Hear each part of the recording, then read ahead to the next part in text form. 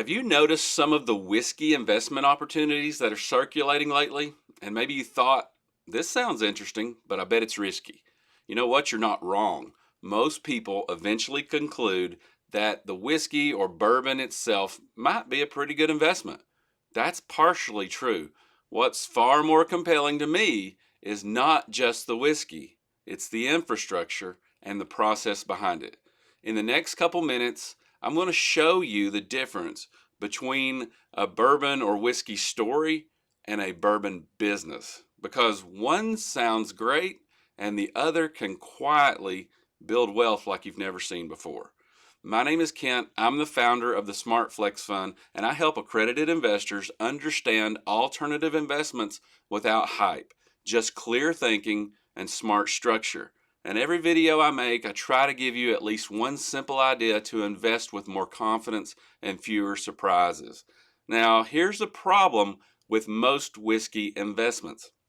You're either buying a bottle, a barrel, or what they call it a cask too, or you're betting on a brand. In other words, you're standing at the very, very end of the supply chain, hoping someone wants or cares about what you own in the future. Now, that's not exactly where I like to invest. I'd rather own a share of the thing that the industry depends on, the place where the whiskey is made. You know what? And the place where the whiskey actually is stored and ages. I'm currently reviewing a project in Kentucky that isn't about selling whiskey to consumers. It's a large scale business to business distillery. Now, other brands hire them to make their whiskey. Then they keep it there, paying to store those barrels as they age. So instead of hoping one brand explodes, you're going to own a piece of the operation that serves many brands at once. And here's what made this even more compelling to me. I live in East Tennessee, and this project is just a few hours up the road. I rarely invest in things that I can't visit, touch, and understand.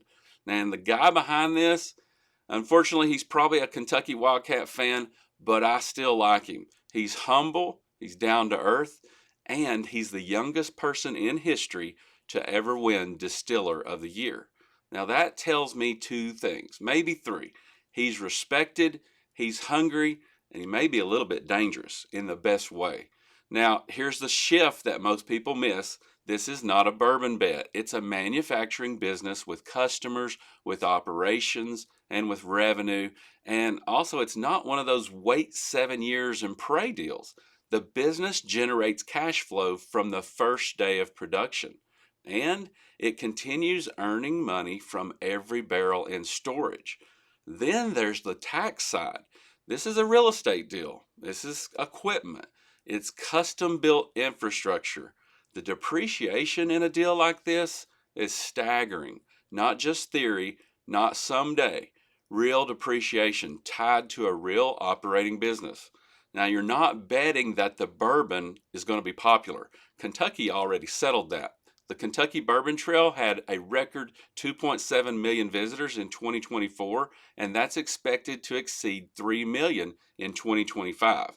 You're backing the factory, the racks, the people, and the process. Now, I'm not opening anything publicly yet. I'm just taking a temperature check.